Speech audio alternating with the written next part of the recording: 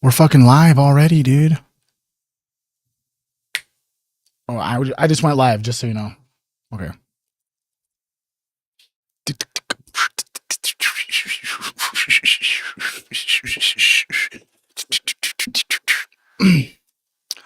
Oh, righty then. Let's see if everything worked like it was just supposed to.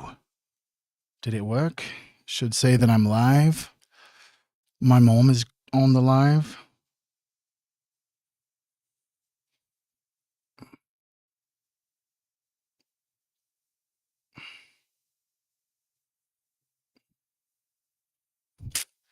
All righty, here we are. Cheerio, mate. Top of the morning to ya. Just wait for people to come up in here. What's up, Melissa? You might notice that the camera angle is different because just chilling, just like right over there. There she is, live in the flesh, live in the flesh. She's here. She is here.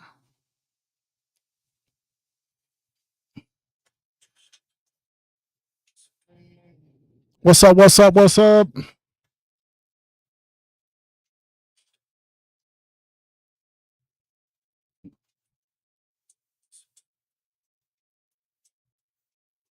Who is here? Team Human, Melissa Koifish. What's up? What's up? What's up?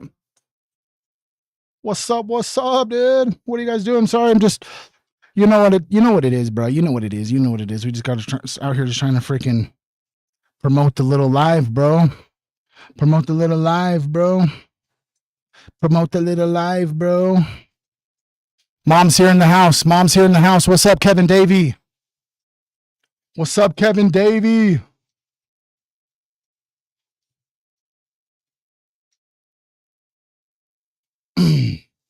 What's up, dude? What's up, Giggles? Giggles, what's up? What's up? Let's get everybody. Let's give a little bit of time. We got 6 people up here on YouTube, on Facebook. What's up, Facebook? Yeah, this isn't the normal. I appreciate you, Melissa. Thank you so much for being on Twitch and YouTube. Where's everybody at today? We're out here in Utah. I got 2 people on YouTube. We got 3 people on Twitch. We got 6 people on Facebook. What are y'all doing, bro? Today we have a special guest, bro. If you were here yesterday, then you definitely acknowledge who and what is happening today.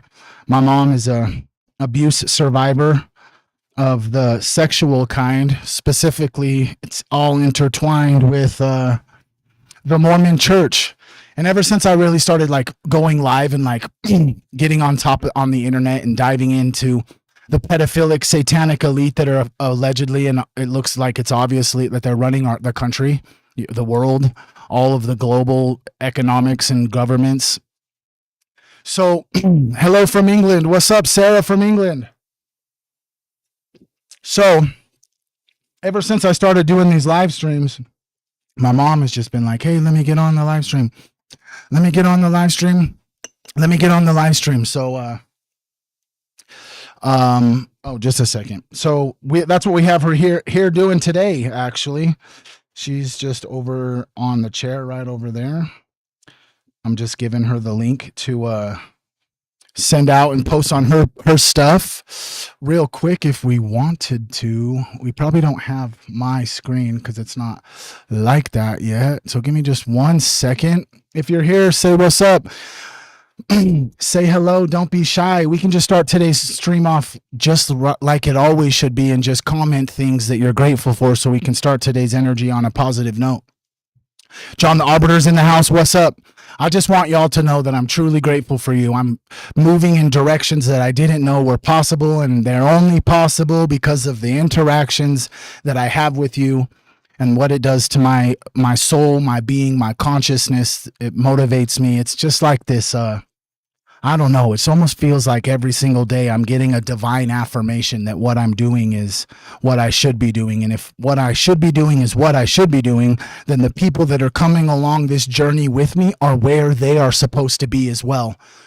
So I'm just telling you, I appreciate you guys showing up like dead ass like every single day. Once we get the stream going, I will get your comments on chat. I'm just letting you guys know on screen. We had technical difficulties yesterday. What's up? 17 people on Facebook, bro. You guys ready? Okay. 17 people on Facebook, bro. Where are you guys at, bro?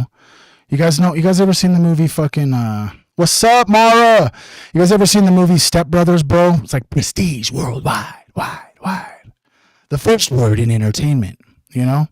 We put liquid paper on a bee and it died. Gotta have them boats and hoes.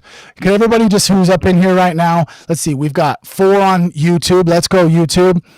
We've got 5 on Twitch. What's up?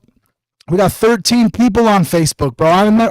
I don't really have a lot of these people up like this on Facebook. Facebook has been telling me to get out of there, bro. Get out of there, bro. They've been shadow banning me. So we are going to head. What's up from Washington State, dude? Kevin Weatherby, what's up, bro? Can we all, like I said, specifically Facebook, bro? Can you guys, and you're in England too, Debs, what's up? We got 2 from England, bro. Can you guys just comment where you're from and then maybe something you're grateful for? We can go ahead and just get this going right along. We're going to go ahead and get my mom up on in here and let her introduce herself, and then we will get going. All right, Mom. The camera is on you. Hello. First things first, we need to sit forward more so the microphone can pick up what you're saying. Can you speak for a little bit? Just introduce yourself a little bit. Tell us who you are, where you grew up, and then we'll go from there. Just making sure that everybody on this end will be able to hear what you are saying. Okay. I was born and raised in Provo, Utah. I never did grow up because I think that's the secret to life is you can be responsible without growing up. I agree. I lived a very full life. I've experienced a lot of things, both good and bad, and more good than bad, I would say, because that's how I choose to look at things. I don't know. I'm a student right now. I'm going to school to get my bachelor's in screenwriting. Going to be graduating in January with honors. You've been grinding, huh? Yes, I have. Okay, so we just wanted to make sure for everybody who's up in here, were you all able to hear her better? Is she loud? Who's loud?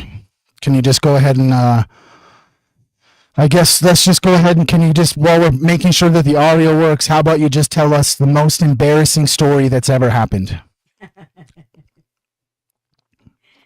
Okay, it was back in my drug using days. I got to give a little bit of backstory to it. I was living in a little small town, the same town I actually live in now, and the stores were closed, and I had ran out of cigarettes in the middle of the night, and the store didn't open until 7 the next morning. So I was up high, and I was to occupy my brain so that I didn't think about wanting a cigarette. I started looking at my Beanie Babies to see if any of them was worth anything in my Mary's Beanie World magazine. So this is the mindset I was in when I went to the grocery store the next morning. As I'm walking into the store, you have to pass the magazine rack to get to the camera bar where they sold the cigarettes. You're quiet. I need to fix this. Okay. And so... No, just wait. Move your cup, please. Oh.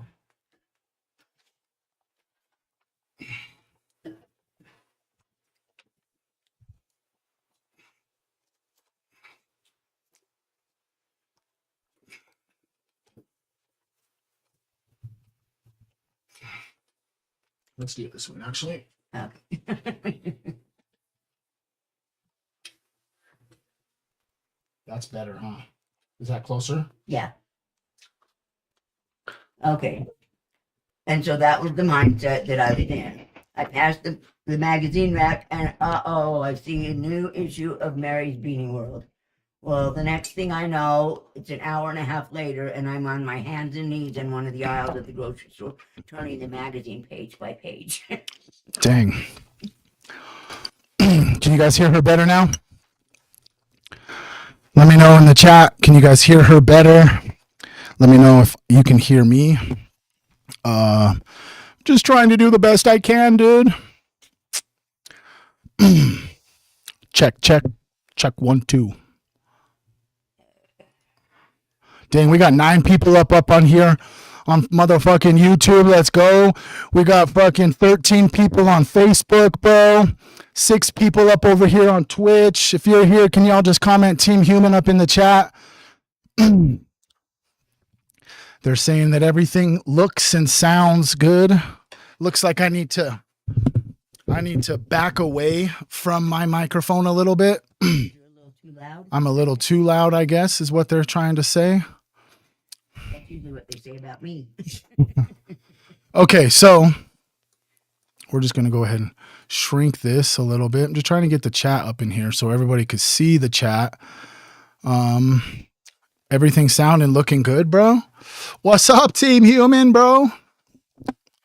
Thank you. Thank you guys for being here. We've got 16 people on Facebook.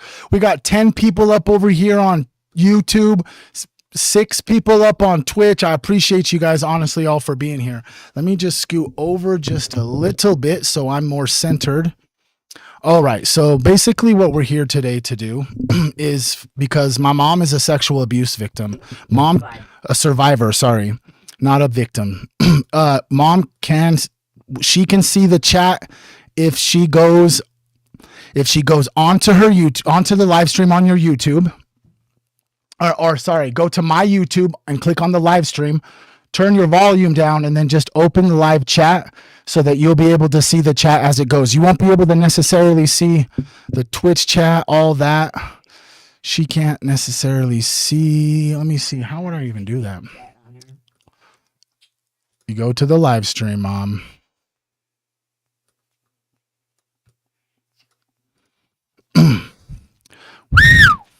Who? Find it on there for me. Yeah. What do you mean you can't? It just looked the screen. It wouldn't. You just push the chat button. Old people, bro. Shut the hell. I'm just kidding. Just kidding. Okay, so we're just gonna actually really just get right into it, honestly. There's no reason for us to even like really waste time. We can get just right into it. So this is my basis understanding of what my dialogue says about a story that my mom is probably going to tell in a lot more detail. I'm just going to preface this. This conversation does have to do with sexual abuse and physical abuse and pedophilia and religious influence and or affiliation with said issue. So I'm actually really going to just let my mom speak. But from what I understand is that when my grandma's house, when my mom lived there, basically her whole life, or at least my grandma did, I lived there for a lot of my life as a younger human. And that there was an individual that lived next door that was abusing all of the girls actually in the neighborhood. So that's basically what I have internal dialogue of the specific situation. So we're actually just going to go ahead and we're just going to jump right into it. Like, so what happened? Like, what? I was 9 years old, and we had just moved into the house next door to the perpetrator. And he was a high elder in the ward, and I'm the 4-H leader, which if nobody knows what a 4-H leader is, basically like a Boy Scout leader type thing, but it's for girls and boys. I joined the 4-H, and soon after he started touching me inappropriately, and he groomed me really well and did that with all the other girls, his own 3 daughters, and it just escalated. And I don't know, it's something that you feel very helpless when you're engaged in it, and as well as your body betrays you in a sense because it still responds, and so it really messes with your mind about. You're speaking like potentially feeling euphoric feelings during the abuse. Is that what you're meaning? Okay. And so you feel like, well, maybe you're just as twisted as they are because at that young age, you don't understand the physiological part is totally separate, that you have no control over that part. Yeah. And so that's what I think a lot of survivors struggle with because they don't think about that part of it. And okay, and this individual was the person that lived right next door to grandma, correct? Directly next door, yes. Okay. At one point, I told my bishop, and I was shut down immediately. I was told that if I told anyone else that I would get in trouble because it could ruin a good man's reputation. They're saying that they can't hear. Can you sit forward a little bit more? Is that better? Okay, first things first. Can you hear me? Everybody, can you hear me? Just put some aliens in the chat if you can hear me. You should be able to hear me. Nobody's in the chat yet. Okay, aliens in the human. Aliens in the human. Aliens in the human. Okay, so it sounds like you're talking through rice paper, it says. Weird. Let me come here. How does it sound now? Interesting. They can't hear you yet. I don't know how to fix that. I'm as close to the mic as I can get. Can we get thumbs up if you can hear loud and clear? Okay, everybody's saying they can hear us both. They're just saying that when you sit back from the microphone, they can't hear you very much. So, do you want me to get you a pillow to put behind your back? Please, that would help. At least this is better than the technical issues we were having yesterday. Thank you. Okay. Thumbs up, thumbs up, thumbs up. Where were we? Okay, so basically where we were at is that you were talking about how this abuse was happening and you went to go tell the person that you were encouraged to tell, which is in the LDS religion, is the superior person, or the person of authority is the bishop. And then obviously there's a hierarchy all the way up to the prophet, but the bishop is the next step. And you had mentioned that you were told that they didn't want to ruin a good man's reputation. What happened next? I told anyone else that I could get in trouble because it would potentially ruin a good man's reputation and that could follow him for the rest of his life. Didn't address my abuse whatsoever. All they did is jump right to protecting the perpetrator. Okay, so you were a part of the Mormon church, like grandma was going to church every Sunday, or like what resulted in you ending up going to tell the bishop? I did, because once we moved over into that neighborhood, it was just the normal thing to do to fit in. Was to go to church. Yeah. So you just you didn't necessarily weren't a practicing person of the Mormon church, but because systematically with the kids that were in your neighborhood, they were all going to church. So invited me. Yes. So it was more or less just something that you just did. And then once you got there, the abuse had already been happening and you've been going to church like at the same time, or did the abuse happen like once you got to church? After. Okay. Take it away. Yeah, I'd been going to church for maybe a month or two before the abuse and the grooming started. Do you remember your bishop's name? I believe it was Davies, but I'm not sure. Okay, just curious. I know he was one of my bishops, but I don't remember if that was the one. Okay, so you talked to the bishop, and the bishop said, "We're not going to ruin this man's reputation." What happened after that? And so after that, I didn't tell anybody because I was told I would get in trouble. Okay, so then then the abuse just kept on and kept on and kept on? Yeah. Up until you were age of 9 until I was 15. Okay, and then what happened at 15 though? I left home. Oh, you like ran away. Yeah. That's when you were like being a groupie and stuff. Yeah. Okay. Which there's stories about that as well. Yes, there is. Okay, so I guess it's just it resonates because I'm also a abuse victim, or a survivor, I guess you could say. I guess you're right. You shouldn't use victim. You should use the word survivor because there's more positive. There's intention and stuff that happens when you say specific words. But so how did and nobody ever heard about this? You didn't tell anybody. Grandma didn't know. Nobody knew. The only people I talked to about it with was other survivors, victims at the time, but like with his daughters, but only a couple times, and then it was never spoken about again. Oh, okay. And then you had mentioned that this individual eventually did get caught or did go to prison for Yes. this similar stuff. Once I was an adult, he was arrested, and they found videotape evidence of his 3 daughters, me and my sister, and 2 other girls in the neighborhood. So He did 12 years because he refused to take the mandatory sex offender classes, and would not accept responsibility, even though that there was video evidence. So you think that the fact that he didn't want to take responsibility is because potentially he almost felt like he was untouchable, being someone who was high up in the church. It seems as if the people that are around him in the circle amongst these leaders of church all know that he's engaging in pedophilic activities, or at least that there are allegations or people speaking out about the potential of it happening. Absolutely. So I don't know if this was applicable then. I'm not quite sure how far this goes back, but what I do know now is that the LDS Church actually has a hotline that goes to the official legal representation of the entire church organization, that the bishops or whoever is being spoken to about any sort of pedophilic activity,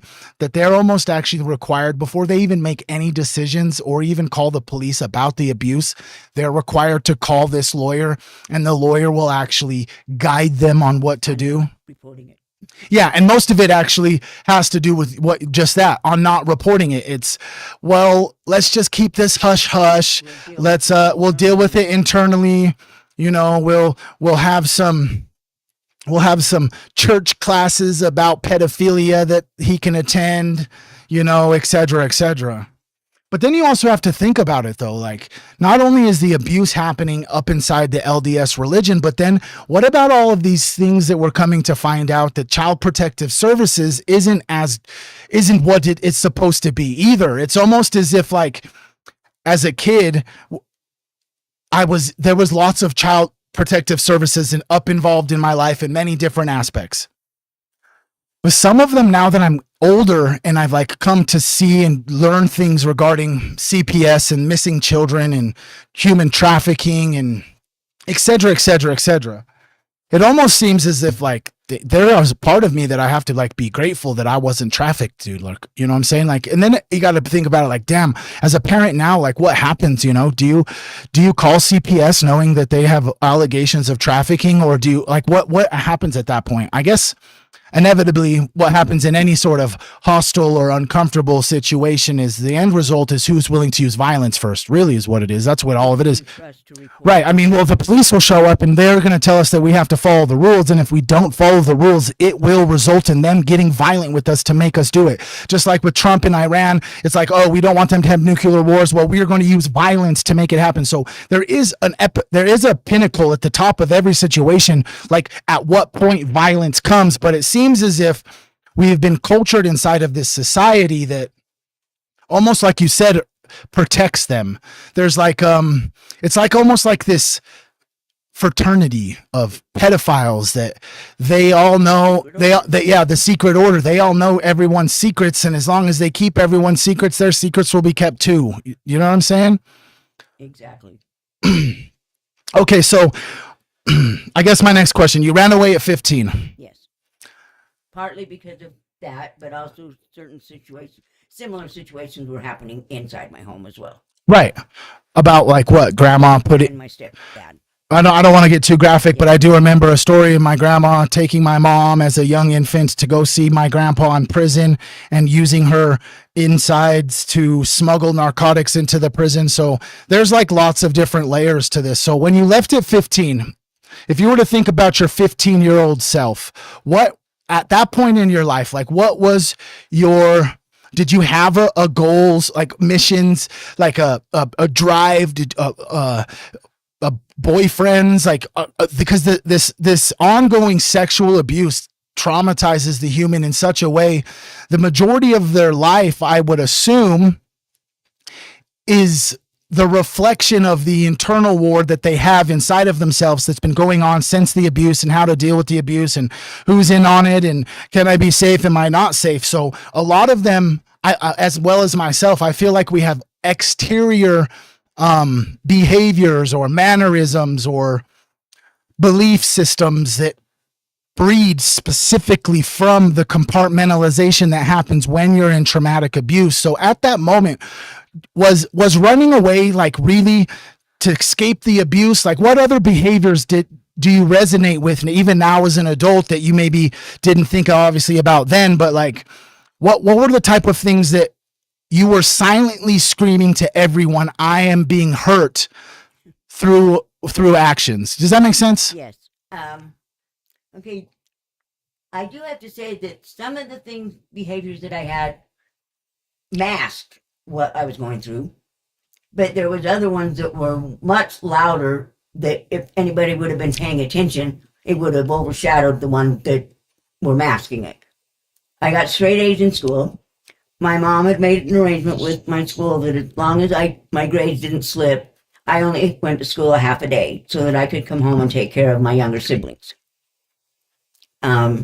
So at the age of 10, I started taking care of a 6-week-old, a 1.5-year-old, and a 6-year-old. Which were your siblings, right? Okay. From noon until 1 the following morning, when my mom would come home from working in the bar. So that was a type of behavior that would mask anything was wrong because I did so well in school. But that's just my nature. But I also started drinking straight vodka at 9 years old, that if anybody would have been paying attention, that would have said something's up here. Sure. And I'm just assuming that the reason that you even had vodka accessible to you, I mean, I wasn't around this time. I remember I've heard of times when, parents could send their little kid into the gas station to go buy them cigarettes and stuff. So like, was the vodka just available to you because grandma and grandpa were drinkers? Okay. My stepdad was an alcoholic, and my mom drank along with him, but I wouldn't necessarily call her an alcoholic. She went to work the day shift at the bar. He was a roofer, and he would get home and he would shower, and then he would meet her at the bar, and then they would offer her off hours stay until the bar closed. Okay. And so, I mean, if I'm just being straight up with you, like drinking vodka at 9 years old, that's a fucking... On the swings at recess. I mean, that's the thing, is I don't think that that's something that would be... classified as normal. Well, I'm not even saying that. I'm saying now, today, I don't think that a 9-year-old's getting away with drinking vodka on a playground. Like, I just don't think that at school that's something that's applicable. So do you just think that, like, the world was perceived to be just a safer place? So absolutely, people weren't paying attention to the things that were obvious, but everyone just assumed, oh, that's not going to happen here, or that's not going to happen in Utah, or that's not going to happen to me. Does that make sense? Yeah, it does. So, okay, so you're drinking. I was also pretty good at sneaking, though. Sure. I mean, anyone who's ever tried to do something against the rules you try to effectively break the rules as best as possible. You're not gonna, it's like a plan, you're like a bank heist and shit. We could need the blueprints. We need freaking someone to hack the system. You know what I mean? You got to have a plan. You know what I mean? But okay, so. Which is ironic, because you'd think that I would want to get caught to draw some attention to the other things that were going on, but. Sure, but I mean, there's also just a culmination of layers that come along with what's happening to a 9-year-old that's being abused and that feels the need that vodka is satiating some sort of urge or numbingness inside of them. So if I'm just going to be frank, is majority of your life the numbingness or the pursuit for numbness? Does it all no, I'm talking about like right now, through your years of addiction, your years of drinking, your years of pure promiscuity. Is all of that really just stemming from drinking vodka at school, 9 years old, because you're being severely traumatized and abused on a regular basis and have no one to tell, and then the person you did tell, they said, don't worry about it. Yeah. So you're saying that that's just basically, if we were to look back, that the behavioral problems or the need for comfort, the need for support, approval, to not feel and numb out, like et cetera, et cetera, et cetera.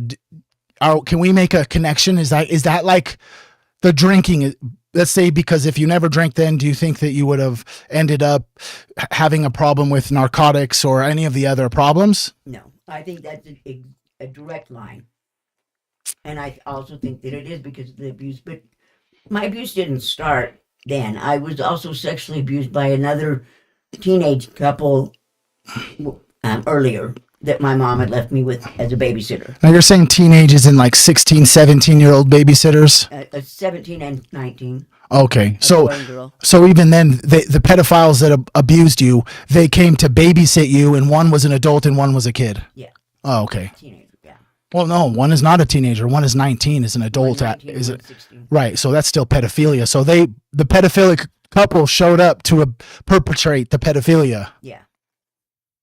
Okay, so that just layers the deepens the layers, because it's not even abuse that's happening outside of your home. You are now stuck in a situation where the place that humans at that age are supposed to have a place where they feel 100% safe, there was no safe place for I you. never felt safe when I was a kid.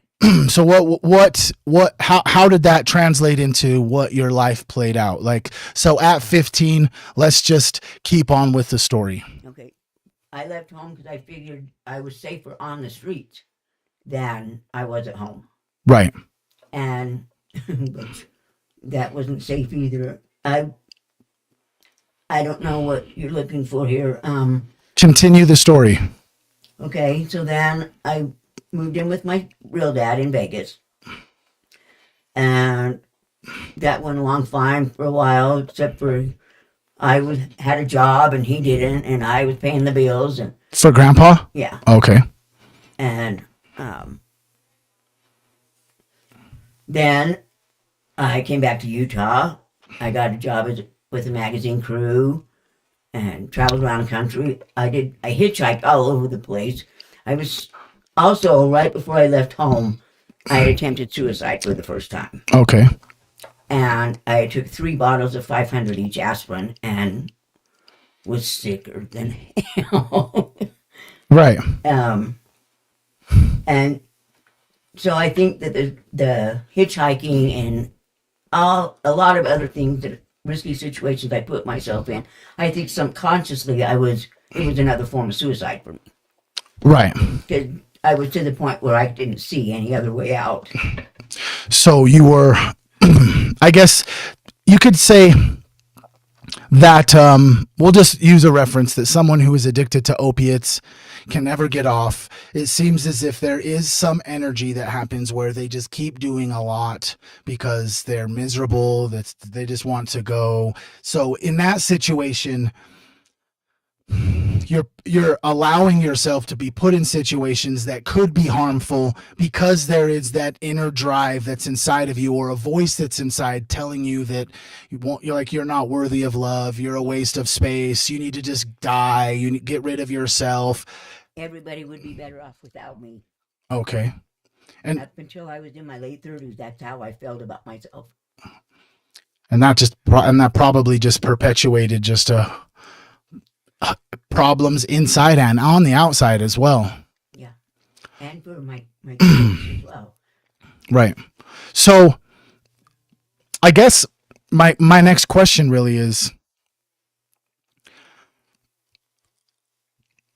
what has it taught you? You know, I know from my observation, and this is only my perception, so I can't speak factually, I can only speak what I see, is that up until maybe the last few years, it seems as if there was some sort of situation, there was a switch that turned on, that nothing happens overnight and Rome wasn't built in a day, but there seems to be, there was just even a 1% just chat. I mean, developing self-love. Yeah, like what was it like? Do you feel like, Point exactly what it was. do you feel like you've actually healed from this, or is this still trauma you hold on to? No, I don't hold on to the trauma. I processed that. What still affects me is the fact that it hurts me that I felt so little about myself. That you, like, it hurts you because you Because I'm amazing. Yeah, you are. You are amazing. But how long did it take you for you to believe that? Because Like I said, most of my life up until my late 30s, early 40s. So you would say that there was a period of your life where your actions and your words would portray the perception that you thought you were amazing, but actually internally you didn't actually believe it. Yeah, that's what's funny is I've noticed the behavior looks exactly the same when you're trying to prove that you don't care what people think. Yeah. As when you actually don't care. Right. The only difference is how you feel inside. Right. Thank you, Kevin, for the gifted subs, bro. Thanks, dude. Everybody, to be honest, she can't really see all the chats, but from what everyone's saying, everyone's just giving you so much positive affirmation, saying that they resonate with you, that you're brave, that thank you for telling your story. That it just seems as if like what you have to say really has to it really just resonates with just a lot of the people that are watching this. So if you're watching this later, this would be a time to say I'm here later, so we can acknowledge who watched this at a later date. But so as a person who also resonates with similar lack of self-love, right? I resonate with that a lot, to be honest. Like I suffer from a lot of different issues as a child, and I feel that for majority of my life, not metaphorically, this was like really energetically inside of my mind, that I put my worth literally in the hands of the people that were around me. And so I felt like I could never be alone, because when I was alone, that there was no worth there. And that obviously I have been able to assume that perpetuated the years and years of addiction and the crimes and just the negative self-behavior that I was. I mean, I would say I went to prison when I was 30, and that up until I was 30 years old, it was very chaotic. And more and more I learn about my spiritual being and my spiritual. Prison did save both of us. And I think, but what I'm trying to get at is that, what is it that you feel, if let's say right now, as you are a survivor, someone who has just been through all sorts of different things, let's go ahead and just pretend that there's 1 million people watching this live stream. Go ahead and just, until you run out of whatever sentence or the wind ends or whatever, if you could speak to 1 million people right now as a survivor of all sorts of abuse and all sorts of trauma, climbed up out of addiction through the unhealed trauma of all of it, what is it that, I guess, not what would you say to them, but also like, let's help whoever might be struggling or has struggled with something similar. What really was it that held you down for long? How did you figure out how to get out of it? And now what are you doing today? Because the healing journey doesn't end once you acknowledge that you need to go on a healing journey. It's called a journey because you're actually on it all the way until the very last second that you're in this phase of existence. And then we have no idea what kind of healing journey is on the next phase. Because then you have to come and be accountable for all of your choices here in this phase. Yeah. So what is it that, like, let's just, I guess, if you could tell, if you could say your turning point, and then end with, I guess, what you would tell all of the people out there that might resonate with what you're saying, what you would tell to them, the people that are still struggling, etc. Okay. My turning point was when I was going to prison. I knew I was going to prison, and you kids were in foster care. And I hadn't met your adoptive mom yet, but I was on my way there, and I was telling the social worker that, no, I'm not going to let them be adopted. They're my kids, Within 5 minutes of meeting your adoptive mom, I knew that was the wrong choice to keep. And so I relinquished my parental rights so that you guys could be kept together. And when I got to prison, I started thinking about that. When I saw all these other mothers up there that were fighting to hang on to their kids when they weren't even in their kids' life. Right. And I started to think, well, a mom's job is to put her kids' needs before her own. Right. And that's what I did. By relinquishing my parental rights. It was the hardest decision I ever made. but it was the best decision because I realized if I could be that selfless, then I couldn't be as bad as I thought I was. I understand that. And then I just build on that. So it was the day when we were at the park sitting at the bench and everybody signed the paperwork. Yep. Well, I can just be honest with you now. If we're going to get emotional, that was probably one of the most traumatic things that happened to me, watching you sign me away to somebody else. That's when I talk a lot about my abandonment issues. It wasn't necessarily like the foster care and the drug addiction and all of that stuff. It was like, I guess, So like I threw you away.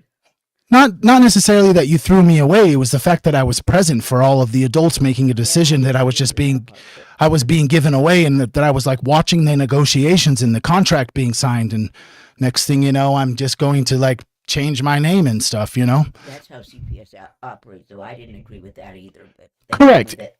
That was the only time it could happen. Correct. And so, and see, and that's just how life works amongst all different humans, is that my perception of that situation that was a different perception. Now, do I have any sort of animosity for those things? No, I have done a tremendous amount of healing in all of my sexual trauma. Oh, I did for a long time as a child. Yeah, I really, I think that, well, if I'm being frank, it was like living with you to going to the Hesses was literally a whole different reality. It's like straight black and white, you know? And so I just felt a lot of different things, but I think that's one of the situations that I can account to, besides like the in and out of foster care, stuff like that. And then like my dad not being around. And then when he was around, he physically abused me for many years. Like, you know what I'm saying? So like, that abandonment, I feel, started in this period of time, to where, oh, if my mom doesn't want me, my dad doesn't want me. I got adopted 3 years later. My adopted parents started paying the state to take care of me because I was such a handful. So it's like they just repeated of the people that were supposed to want me didn't wanted me. And then the people that decided that they were taking me from you decided they didn't want me either. And then I just went back. It's just like a whole cycle that perpetuated this idea that I'm unlovable, or I wasn't worth love. And even I understand that, and I'm sorry that you had to go through that, and I know you're not looking for an apology, but that was one of my biggest fears, is that you were going to feel like I didn't want you, and it wasn't that I just couldn't take care of you anymore. Right. I went to prison for 2 years, and they would have terminated my rights anyway, but at the time that I relinquished them, I didn't know that. Right. And I can say now that, knowing that was a stipulation to keep me and my siblings together, that's a blessing in itself, regardless of whatever happened to me energetically or spiritually. I'm just like, if I can only see a silver lining in the situation, not only now that I'm where I am consciously able to observe that situation without having to repeat it, right, or get in this endless this loop of trauma or issues that I was programmed with. And I was trying to break the cycle by this decision as well. Right, and it could have been even worse if I went into the next situation after that without having my siblings. I think that having my siblings there is something that I wouldn't have ever traded for. Now I'm in a position where I am doing whatever I can to help all of my siblings. My little sister actually just moved in here because she ran from an abusive relationship herself and just decided to leave and had nowhere to go. And now all of a sudden now my sister lives here, who I haven't seen in 10 years, you know? So everything, I think, happens for a reason and a purpose. And like I said, you're right. I wasn't necessarily looking for an apology. I just felt like if we're going to have this conversation, that we're going to have this conversation because I am also present for a lot of these events. So you relinquish your rights, you go to prison, and then I just started behaving and treating people the way that I want to be treated. Yeah. And that's just how my self-esteem grew, regardless of how they treated me in return. Right. I would just turn the other cheek. Right. And I know that because you've talked to me about it before. Why do you let all these people do the things to you, Mom? Right. Well, because that's their journey. The only control I have is over my actions. Right.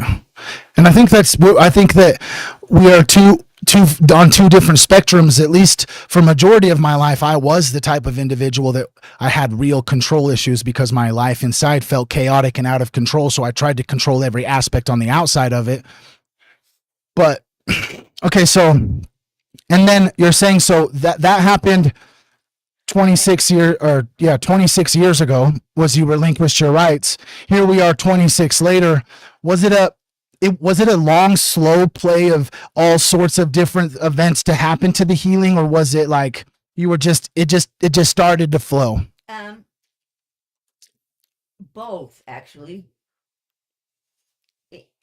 It's hard to describe because some things seemed like that they were slow, but other things just seemed to just automatically fall into place. Okay. And I can't really pinpoint which did which. Okay. I do know that the more things that I did that were positive for myself made things fall into place faster. Okay. Does that make sense? I mean, I understand what you're trying to say, that it just, I mean, divine timing. It just things happened when they happened. Yeah. You can't really force them to happen. So I guess we're just going to ask the hard questions that need to be asked. What's something that you feel throughout this whole thing that was the hardest thing to I guess come to accept? What I mean, there might be something that you still haven't been able to accept, and still from all this time you're still struggling with today. And I'm only asking you this because people struggle with all sorts of different things, and someone that's watching this might really resonate with just having that one thing that has just really, they still even struggle with. So I guess I'm asking you if you'll take a second to even be more vulnerable than you're already being, and what's something that you still struggle with internally today that you can attribute to what we've been discussing. I still struggle with certain people and institutions not being held accountable. Okay. Because I hold myself accountable. And it just goes to show you life really isn't fair. And I think that it's me wanting to control things. Right.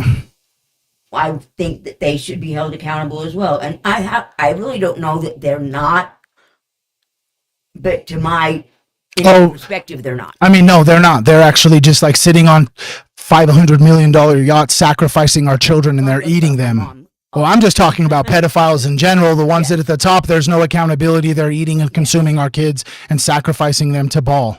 And I wanted to be part of the major lawsuit against the Mormon Church, and they hide behind the statute of limitations with my kids. They won't even acknowledge it. Right. See, that's one of the things that really bothers me about this specific charge called pedophilia, is that they do have these stupid little rules that basically say, I could commit a crime today, and if I can get away with it for 7 years, fuck that little kid. Who cares if I did that to them? Who cares if they're traumatized? I got away with it and didn't get caught for 7 years, so the statute of limitations says you can't charge me. We need to... After the perpetrator, if he wasn't dead. Right, but in general, that's just kind of like really how it is, is that if these sick fucks can get away with it for long enough and be good at being secretive and a predator for long enough. Shielded long enough.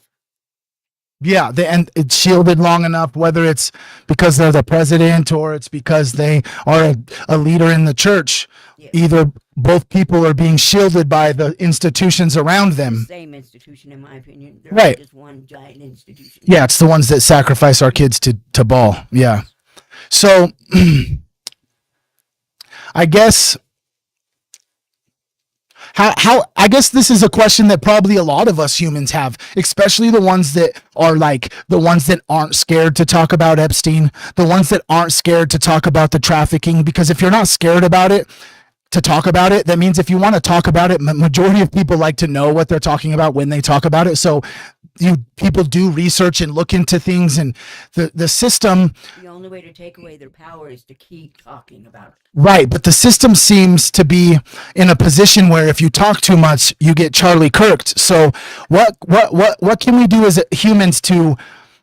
I mean, I'll give you my answer so you kind of understand what direction I'm going into. But what can we do as humans? I think in a position where if you talk too much and too many people listen to you, or to one individual or to one group, then you get Charlie Kirked and they just neutralize the voice. They quiet the voice. But that's one of the reasons I feel they can't kill all of us, right? They can't get rid of all of us. And the only way that we can even get to that place is we have to talk about it.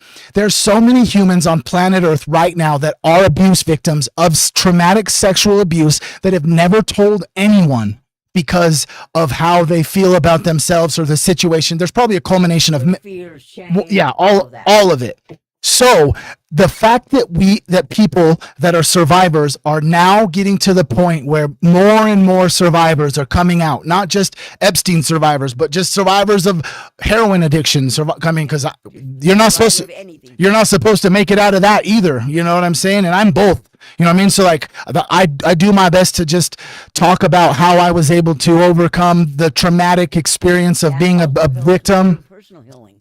Right.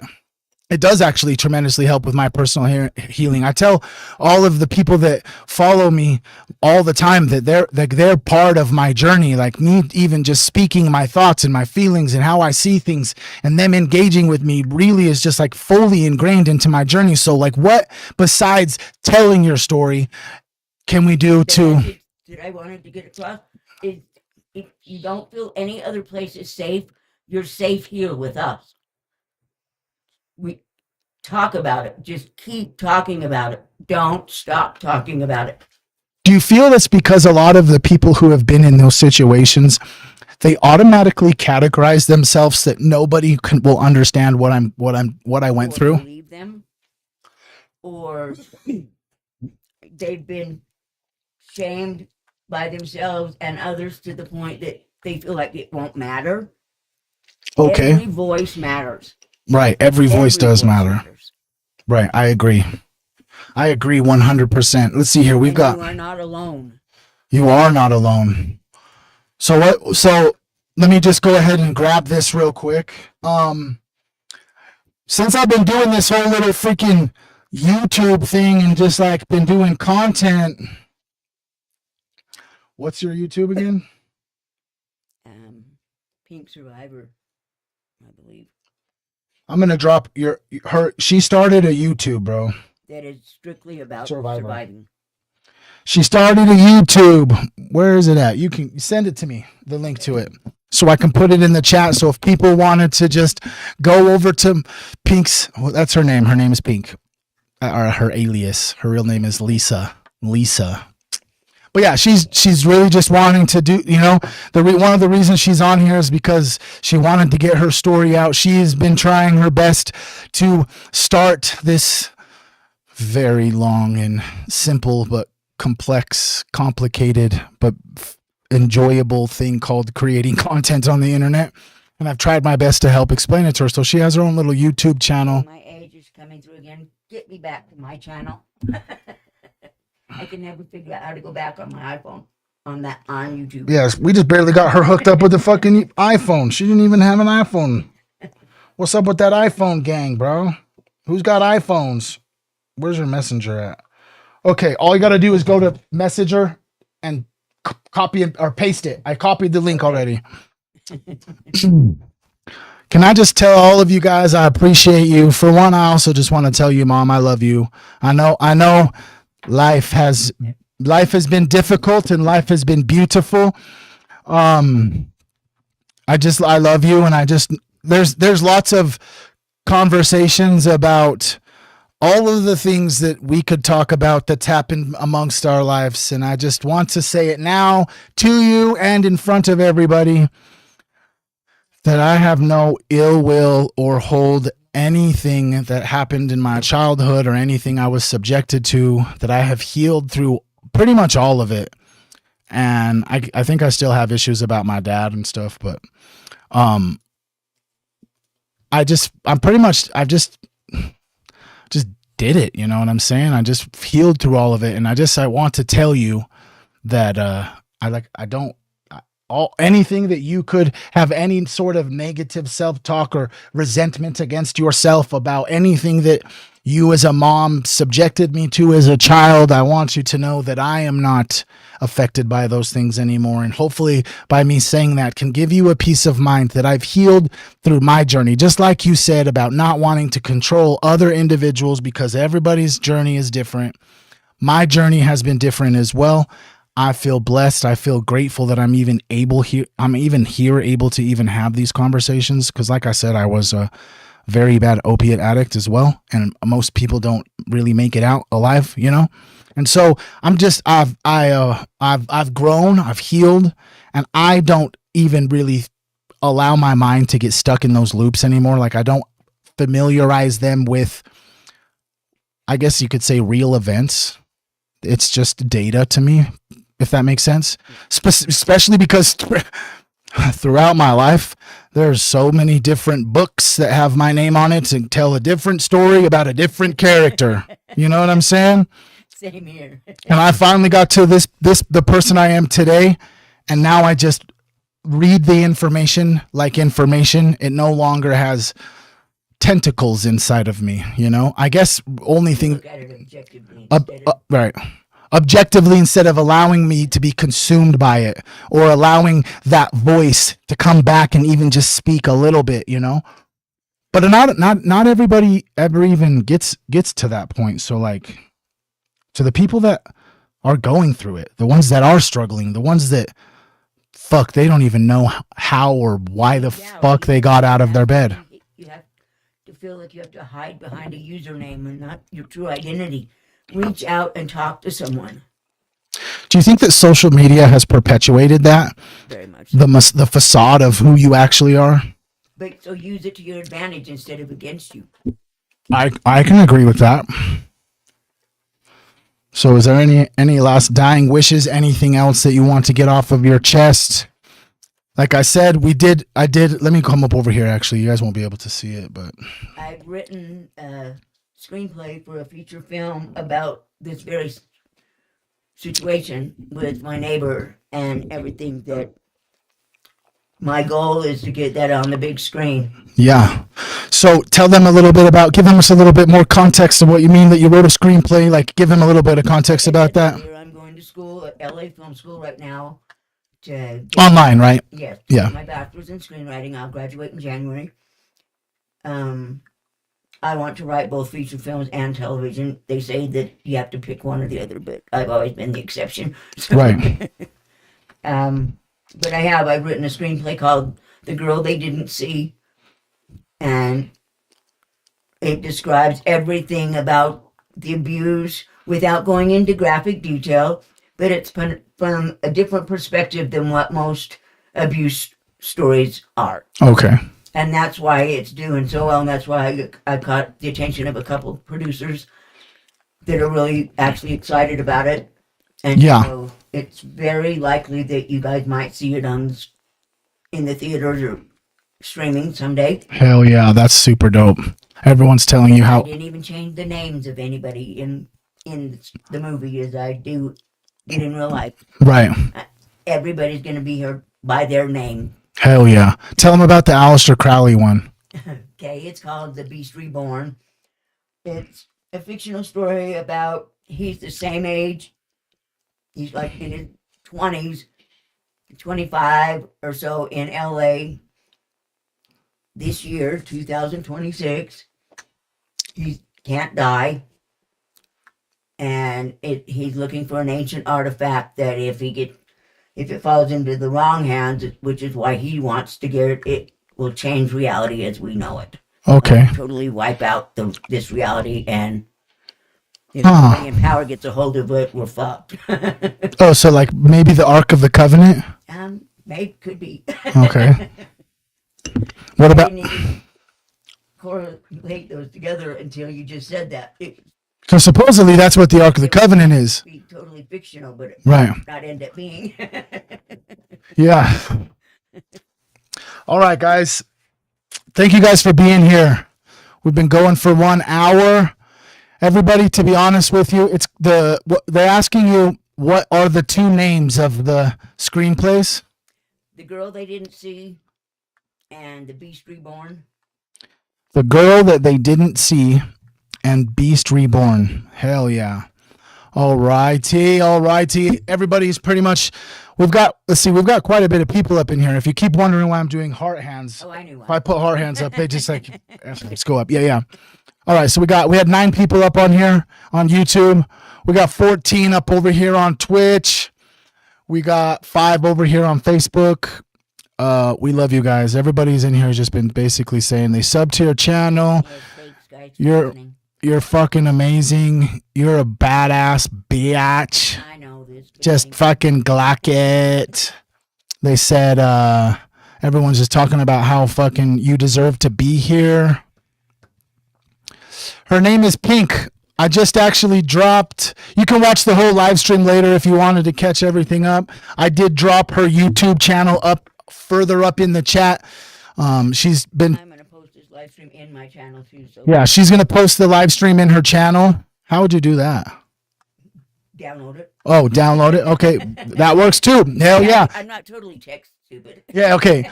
Yeah, so she's going to download this live stream from YouTube and she's going to upload it up onto her YouTube as well. Nicole's telling you that you're not a victim, you are a victor. Actually, I'm a warrior. We're warriors. You know, it's the difference between a warrior and a soldier. The warrior keeps going when soldiers quit. You know what I'm saying? If nobody's told all of you today, I fucking love all of you. I love you all too. She says she loves you too. Peace out. Jen's been in here too, just so you know. Yeah, I saw. Okay.